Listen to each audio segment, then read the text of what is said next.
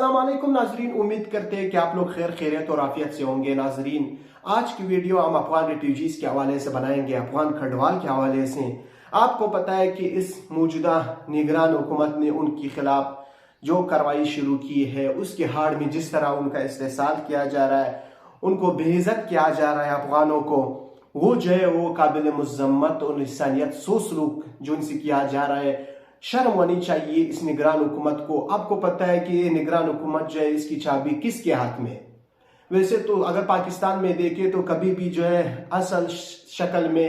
Real shape میں کبھی جمہوریت ہائی ہی نہیں ہے۔ یہاں پہ ہمیشہ جو ہے ہائبرڈ رجیم مسلط کیا گیا ہے۔ ہائبرڈ کا مطلب یہ ہے کہ پیس پہ سامنے کوئی اور ہو اور چابی کسی اور کے ہاتھ میں ہو، لیکن اس نگران حکومت سے جو کام یہ لوگ کرا رہے ہیں اس کی تاریخ کبھی نہیں ملتی۔ افغانوں کو آپ نکال رہے، آپ ایک لیگل طریقے سے ان کو نکالے۔ یونائٹڈ نیشن کے جو قرارداد ہے، جو ہیومن رائٹس کے اصول ہے، ان کے تحت جو ہے افغان مہاجرین یہاں پہ مقیم تھے، لیکن ابھی جب آپ ان کو واپس نکال رہے ہیں اور ان کو جس طرح آپ لوگ بے عزت کر رہے ہیں، ان کے بچوں کو، ان کے بوڑھوں کو، وہ جو ہے دل دہلانے والی جو ہے وہ مناظر میں دیکھ رہا ہوں۔ ریاست کی ہمیشہ سے جو ہے وہ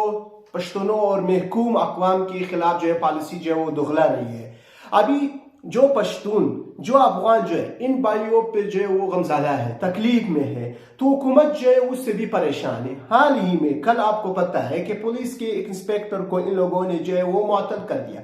صرف اس بنا پہ کہ وہ جو ہے اس نے افغانیوں کے حق میں بات کی۔ ارے بھائی، آپ کو پتا ہونا چاہیے کہ 74 سال پہلے پاکستان نہیں تھا، افغان تھا۔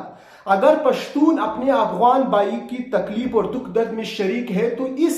ریاست کو، اس استعماری ریاست کو کیا تکلیف ہونی چاہیے؟ مثال کے طور پر اگر آپ پنجاب کی بات کریں یا پنجابی کی بات کریں، پنجابی جو ہے وہ جدھر کا بھی ہو، چاہے وہ واگا کے اس طرف امرتسر کا ہو یا یہاں پہ لاہور ملتان کا ہو، تو وہ پنجابی ہونے پہ فخر محسوس کرتے۔ لیکن اگر پشتون افغان اپنا ایک مسلمان بھائی کے دکھ درد میں شریک ہو تو ان کو تکلیف ہوتی ہے۔ تو یہ سے ظاہر ہوتا ہے کہ اسٹیٹ جو ہے وہ ہمیشہ جو ہے ان کے خلاف جو ہے بسر پیکار رہی ہے۔ اور آپ کو ناظرین، آپ کو میری گزارش ہے، چاہے بلوچ ہو یا چاہے پشتون ہو، آپ کو معلوم ہونا چاہیے، آپ کو اپنے اندر جاننا چاہیے کہ آپ کا دشمن ایک ہے اور وہ کون ہے، وہ سب کو معلوم ہے۔ ریاست کا افغان مہاجرین کے حوالے سے جو سلوک ہے،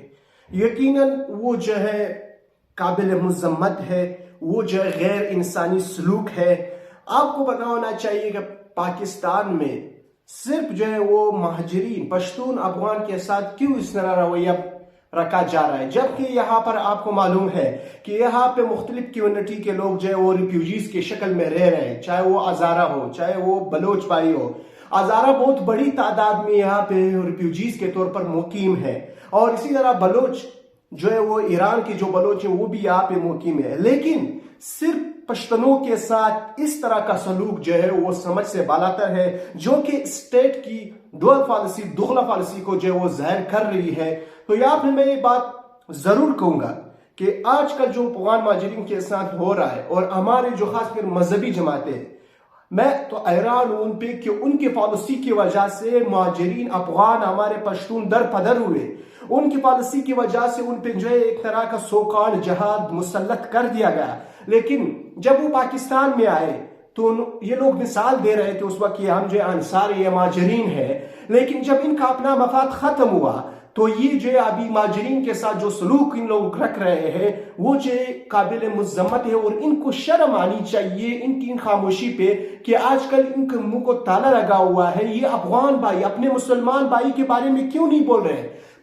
ٹھیک ہے، آپ فلسطین کے بارے میں بولیں، ان پہ ظلم ہو رہا ہے، ہم بھی اس کی مذمت کرتے ہیں، لیکن یہاں پہ آپ کا ایک مسلمان افغان بھائی جو ہے وہ بے عزت ہو رہا ہے، ان کے بچوں عورتوں کو ذلیل کیا جا رہا ہے، لیکن ہمارے مذہبی جماعتوں کی خاموشی جو ہے وہ سوالیہ نشان ہے۔